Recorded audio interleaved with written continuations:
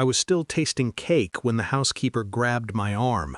Her nails dug in, not hard, urgent.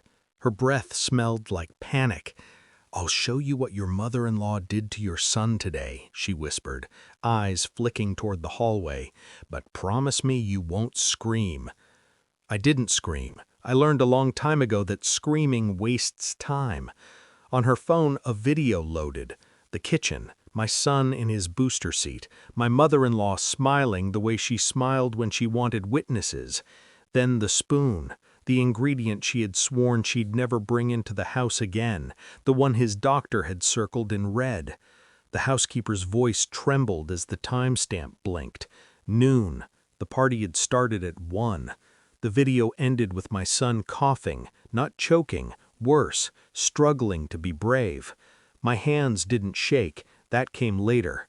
I walked back into the dining room, kissed cheeks, collected gifts, and thanked everyone for coming. I carried my son like glass. I left the jacket in the kitchen on purpose. I wanted a reason to come back. I wanted a witness. I left the town that night. By dawn, my phone was full of missed calls.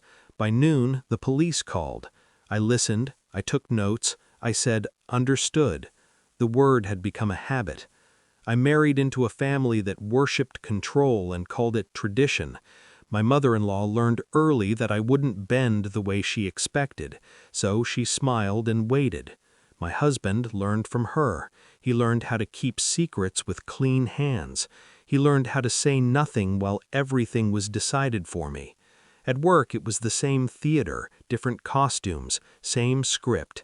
"You're outdated. We're done here," the CEO hissed, low enough that the glass walls wouldn't hear. I replied quietly, "Understood." I let him think it meant surrender. That was the moment the retirement trust activated its voting rights. That was the moment he fired the person who owned 76% of the shares. By Monday morning, the board convened an emergency meeting. The question on the agenda wasn't my termination, it was who had just terminated them. People underestimate silence. They mistake it for absence. The police call came while my son slept in the back seat, his breathing steady now. They said there had been an incident. They said my mother-in-law claimed I was unstable. They said there were questions about custody. I smiled at the road. The plan adjusted itself. The housekeeper's video wasn't the first file, it was the key.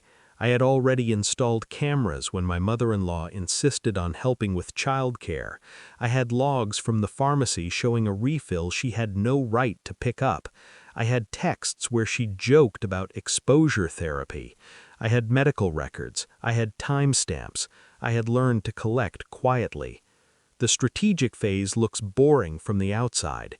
It's just folders and calendars and phone calls that end with, "Thank you for your time." It's changing trusts, naming guardians, updating passports. It's hiring a lawyer who asks the right questions and never raises his voice. It's opening an account no one knows exists. It's also learning the difference between anger and clarity. The execution never announces itself. The police interview became a deposition, the custody concern became a restraining order, the housekeeper became a protected witness, the family's favorite word, misunderstanding, collapsed under evidence. At work, the boardroom filled with men who suddenly remembered my name. The CEO's face drained as the votes tallied. He looked at me like a man watching a mirror crack. "You can't do this," he said. "I already did," I replied. Controlled, measured, clean. The press release wrote itself. Leadership transition, strategic realignment. The stock jumped. Silence, again, did the work. The confrontation with my mother-in-law was private.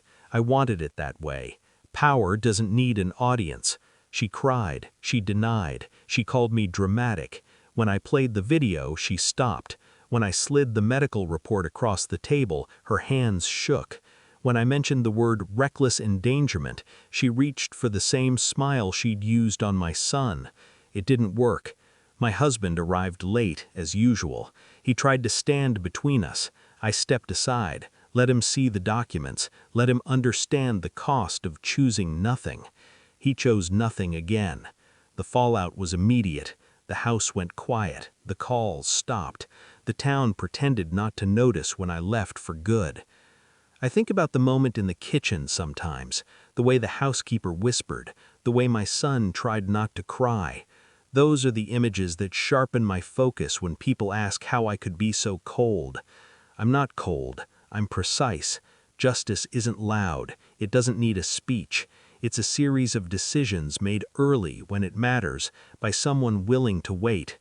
When the board voted, when the judge signed, when the police closed the file, I felt something settle. Not relief, alignment.